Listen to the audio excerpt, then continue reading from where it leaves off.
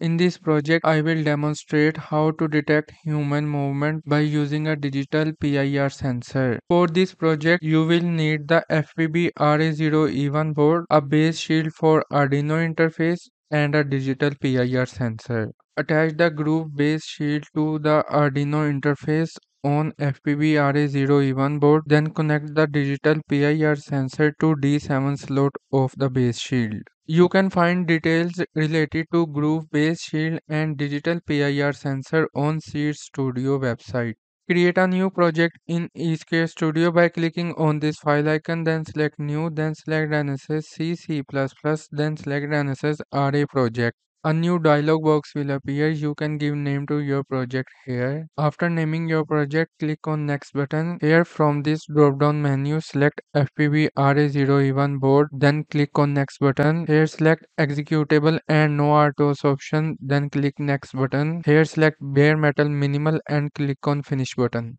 After project creation, open FSV configuration file and click on Stack tab.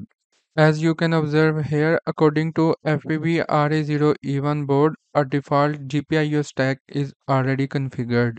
Now click on P1, then expand P1. Now click on P103. According to Quick Start Guide document, D7 of Arduino interface is connected to P103. We need to disable the input pull-up mode because according to the example on C Studio website, the sensor will generate a high signal when human movement is detected. We don't need to change anything here in FSP configuration file. Now click on generate project content. Now in project explorer tab, expand src folder and open hallentry.c file. Now I am creating a flag variable which we can set after the human movement is detected. Create a uint variable and set its value to 0. Now in hallentry function, declare fsv error variable. To get the pin state, declare bsp io level t variable here.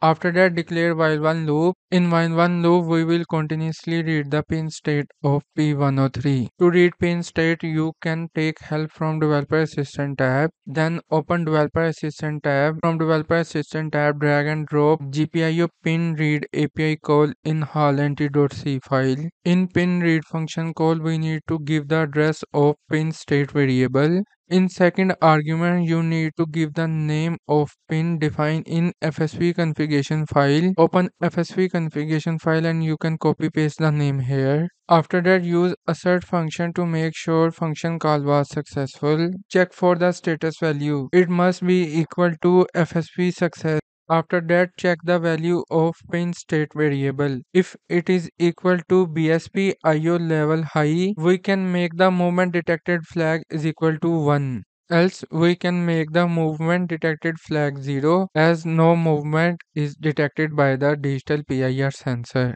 Now click on your project name, then click on this hammer icon to build your project.